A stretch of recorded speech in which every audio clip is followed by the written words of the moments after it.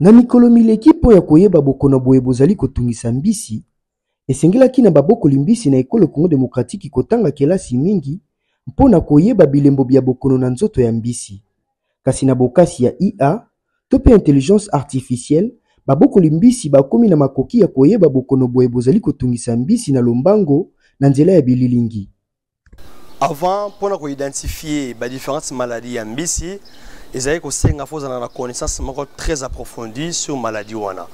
Connaissance approfondie, il faut la capacité de vivre la maladie, de vivre pour identifier facilement. Alors, les maladies ont différentes origines, bactériennes ou des maladies champignons. Alors, les lots, comme l'intelligence artificielle est commis, on a plus la facilité. Comment on a un mouvement en mbisi, on peut détecter à partir de la photo. Aujourd'hui, photo dans le téléphone, on peut photo, on peut identifier facilement et plus rapidement quelle est la maladie et quelle est l'origine. En dehors, on a la capacité de mode de traitement. Bozangi ba pharmacie ya malonga ya kosomba kisi pona kopesa na mbisi ezwami na bokono, nde ezali nkokoso ya babokoli mbisi na ekolo Congo Démocratique. Après avoir identifié la maladie, l'application rapidement. Déjà, l'application de déjà différents traitements qu'on utilise. Mais dans le Congo, nous avons des difficultés à makasi. C'est-à-dire est-ce que les produits qu'on a dans le c'est très difficile. Il n'y a pas de pharmacie spécifique où ils arrêtent de mbisi. Jusque-là, nous avons pour l'aquarium, mais nous avons adapté pour la mbisi. Alors, pas seulement des produits vétérinaires, mais des produits matériels, tout ce qui est intrant, même des bacs que vous voyez ici, même de génitaires pour faire la reproduction artificielle, tout ça, des difficultés dans le makasi.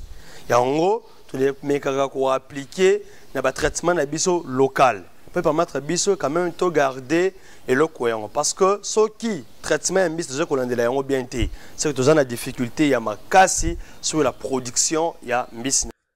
Ata konkokoso kasi lolenge nini esengeli kotombo la bobokoli mbisi na ekolo Congo Démocratique. Jean-Pierre Wambedila, chef de division de pêche et d'aquaculture, alimboli yango. Kobokola mbisi eza mosala moko motuya esengeli na bato ba poni yango yambo baza na mayele to mo boyebi bozebi etali lolenge kobokola mbisi na koyeba mbisi baponi kobokola ndakisa ba mususu bokola ba tilapia ba mususu ba ngolo tubingi clarias soki mobokoli mbisi aza na mayele ya kosala mosala na ye pe lolenge pe kobokola baso bokola mbisi lolenge ya kotimola libulu lokola etan batongi na kati ya mabele baye na mai batie na kati pe batie mbisi basupi baza bakoki na bango baza na babenga élevage ya poisson hors sol baza na babac se batia mai na kati